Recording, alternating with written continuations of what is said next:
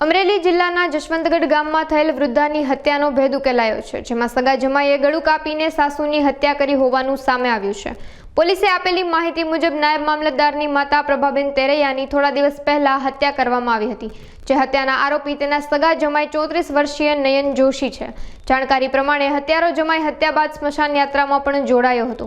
પોતાના ઘર સંસારમાં સાસુ આગ લગાવતી હોવાની શંકાના આધારે આ ઘટનાને અંજામ આપ્યું હોવાનું પોલીસ દ્વારા જણાવવામાં આવ્યું છે, જે મામલે અમરેલી પોલીસની અલગ અલગ 14 ટીમોના 200 પોલીસ કર્મીઓએ ઇન્વેસ્ટિગેશનમાં જોડાયા હતા। ત્યારે સીસીટીવી અને ખાનગી તપાસ બાદ હત્યારા જમાઈની ધરપકડ કરવામાં આવી છે। ગઈ તારીખ 28/11/2024ના રોજ જસવંતગઢ ગામે એક મહિલા જેમનું નામ પ્રભાબેન ભાનુશંકર તેરૈયા એમની બહુ ક્રૂર રીતે હત્યા કરવામાં આવી હતી। જે રીતે હત્યા કરવામાં આવી હતી એ બહુ જ હૃદય વિદારક હતું। એ ધ્યાનમાં રાખીને પોલીસની જુદી જુદી ટીમો બનાવવામાં આવી। આમાં ડિસ્ટ્રિક્ટના જે બેસ્ટ ઇન્વેસ્ટિગેટર્સ છે એમને બોલાવવામાં આવ્યા। 14 અધિકારીઓની ટીમ બનાવવામાં આવી। લગભગ 200 જેટલા માણસો આ ગુનાના કામ ઉપર લગાડવામાં આવ્યા, કેમ કે શરૂઆતમાં કોઈ ક્લુ આમાં મળતું ન હતું। જ્યારે અમે તપાસ કરતા હતા ત્યારે સૌથી પહેલાં બાજુના મકાનમાંથી અમને એક વિડીયો ફૂટેજ મળ્યું, જેમાંથી આ ફોટા અમે કાઢ્યા છે। આ ફોટા ઉપરથી ખબર પડી કે 12:30 વાગ્યાની આજુબાજુના મર્ડર છે। આ વ્યક્તિ છે જે હેડ ઉપર એ ટોપા પહેરીને અને મોઢા ઉપર સ્કાર્ફ બાંધીને આવે છે અને સ્વેટર જેવું પહેરેલું છે। તો બપોરના સમયે કોઈ એવા પરિધાન પહેરતા નથી। એ ધ્યાનમાં રાખીને આ વ્યક્તિ શંકાના દાયરામાં હતો। પછી એ જે બાઇક હતી, બાઇકની તપાસ કરવામાં આવી તો આ બાઇક સ્પ્લેન્ડર પ્રો 2014 મોડેલ, એ બાઇકના જે પ્રકાર હતું એના ઉપરથી આ ખબર પડી। પછી આજુબાજુના જે કેમેરાઓ હતા એ કેમેરા ચેક કરવામાં આવ્યા। જસવંતગઢ ગામમાં વધારે કંઈ કેમેરા નથી, આજુબાજુ પણ કેમેરાઓની સંખ્યા ઘણી ઓછી છે, તો પણ આજુબાજુ અમારી જે ટીમો છે એ કેમેરાઓની તપાસ કરતી હતી।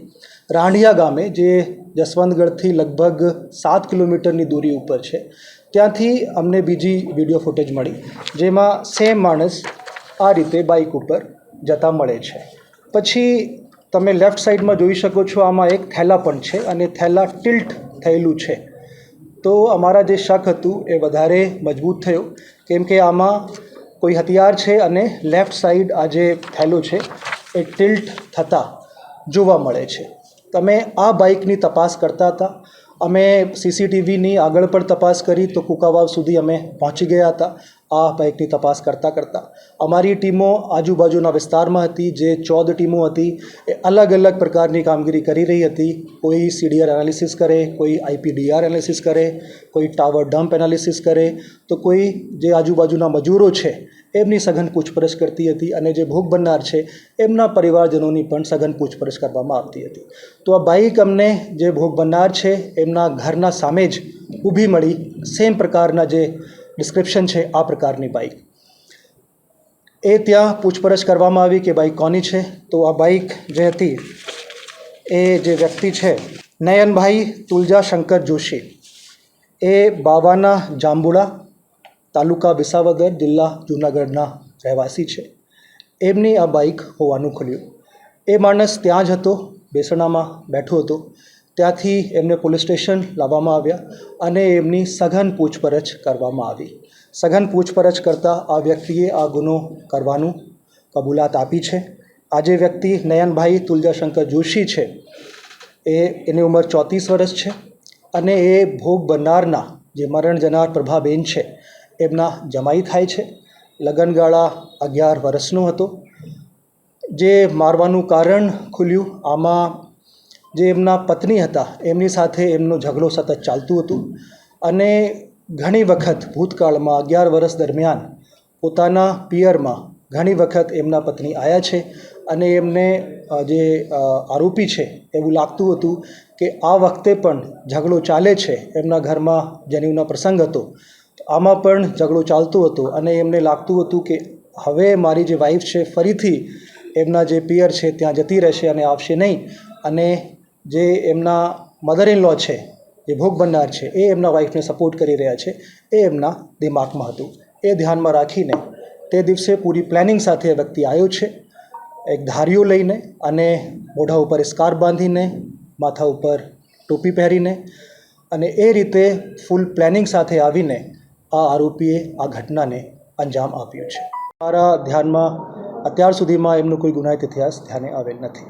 હા, સ્પોટ ઉપરથી અમને એમના ફૂટમાર્ક્સ મળ્યા છે અને પ્રાથમિક તપાસમાં આ જે ફૂટપ્રિન્ટ છે આ સેમ આરોપીના હોવાનું ફલિત થાય છે. હા, જે ધારીઓ છે એના ઈરાદો એ જ હતું કે આ વ્યક્તિ જીવિત નહીં રહેવો જોઈએ કોઈ પણ સંજોગોમાં, અને જે રીતે માર્યા છે, પાછળથી પહેલાં ઘા કર્યા, પછી આગળથી ઘા કર્યા છે, 3 થી 4 ઘા કર્યા છે, અને જે હેડ હતું એ લગભગ 90% અલગ પડી ગયું હતું. એના નોર્મલ ધંધા છે, ખેતીવાડી છે, અને ખેતીમાં જ આ જે શેરડી કાપવાના ધારીઓ હોય છે એ જ હથિયાર એને આ ગુનામાં યુઝ કર્યો છે.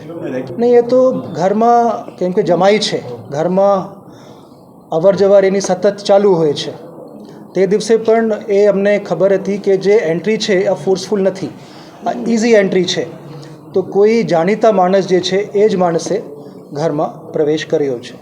પછી એની ઘરની તપાસ કરતાં ત્યાંથી એમના ખૂન ભરેલું જેકેટ જે છે એ મળી ગયો છે, એના કેપ, સ્કાર્ફ એ બધા મળી ગયા છે, અને જે ધાર્યું જે યુઝ કર્યા છે એ પણ પોલીસને મળી ગયો છે.